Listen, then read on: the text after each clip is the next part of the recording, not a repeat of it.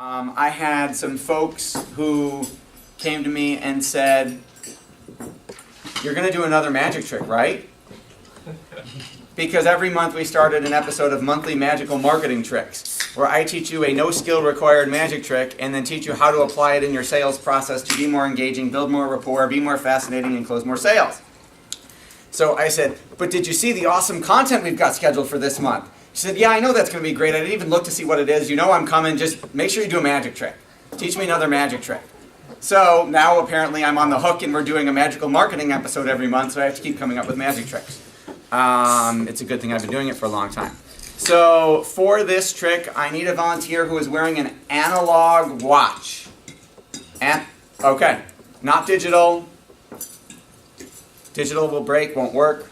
I would have to pay for it. That would be bad. Okay, you are wearing an All right, I'll really try not to break that one. I hope so. I should have said analog cheap watch. I apologize. But if I use my own, people suspect something. Can you take off your watch, please? Okay, and let's see here. What time does your watch say? It says 3 minutes after noon. Okay, so 12:03. And that's the stem, right? That's the part that changes the time. Yes. Okay, this is the part that changes the time. We're going to make sure I don't touch that. You know what? Are you right-handed or left-handed? I am right-handed.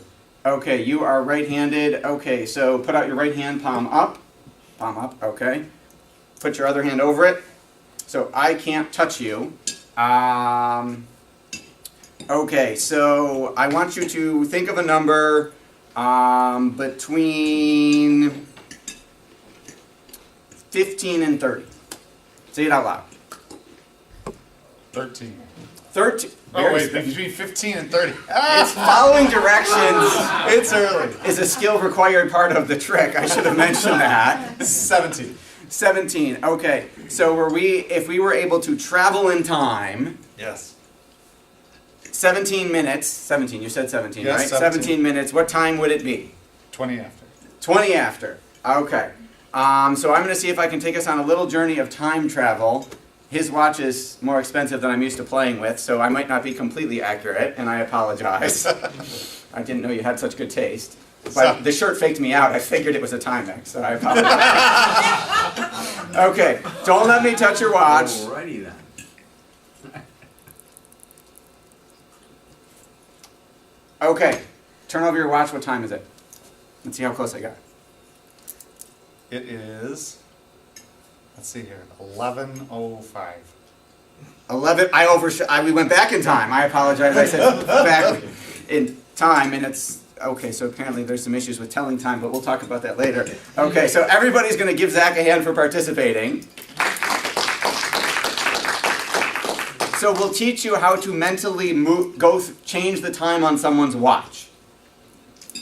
And presumably you'll do a better job than we did on, make sure they can actually tell time, because a lot of people wear watches and can't necessarily always get it right. My wife has this issue. You mean it's not a fashion statement? It's the only reason I wear it. You didn't know this was a watch. It all makes sense now. So it's funny, we had this debate on a mastermind group I'm in with Dan Kennedy, who most of you should be relatively familiar with from coming here. And Dan said, once you spend over $30, a watch is no longer a watch, you're buying jewelry. And I thought, you know what, that makes sense, and that explains why I have a client who collects Rolexes, and I said, you know those tell time as good as something that's not $7,000 a pop. And he said, oh, I don't even look at it to see what time it is, I have my phone for that.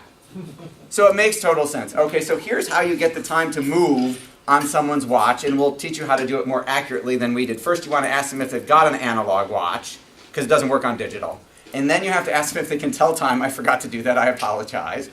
So what you're going to do is you're going to have them take the watch off, and you're going to ask them what time it is. Well, this should have been my clue as to what time it is, if you could tell time or not. He's going to tell me what time it is.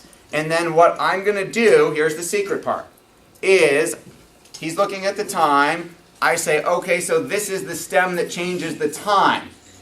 And when I take it away and I've lifted the stem up, which allows you to change the time. And then what I will do is I spin it, and every watch is different in terms of how much you have to spin it to get it to move a lot. So that was my other mistake was, yeah, see, I spin it and it moves like 5 minutes as opposed to a whole lot. So I've spun it, the time's already changed. The trick is done, he just doesn't know it yet. And then I'll say, let's make sure I don't touch that, and I've tapped it back down, so my secret is now covered up. He has no way of knowing, if I do it right, what I did. So the time on the watch is now changed, he puts it in his hand, he puts his hand over it, the trick is technically over, he just doesn't know it. You can do whatever you want for effect. I made my hand shake. You could do whatever you want. He turns it over and the time has moved. Now, how you get it to move to what he said is when you do this, you're looking to see what time it is. So let's say I've moved it 15 minutes forward. I need him to say a number that's close to 15. So what I will do is it's sort of like a forcing him to say the right number. I'll say, give me a number between 10 and 30. So he'll pick somewhere in between there, so I'm reasonably close. So if he picks 15, it's right on the button. 13, it's going to be okay. He can't tell time that well anyway. If I hit 20, 25, it's all right. So then I'll say, we're moving forward in time 15 minutes. What time is it? Oh, it's 12:30. Your watch might say 12:27, but it's close enough that it looks really cool. So there's a secret time change. See, I just did it again because I practiced this a whole lot. You can't even tell that I just did it when it's already done.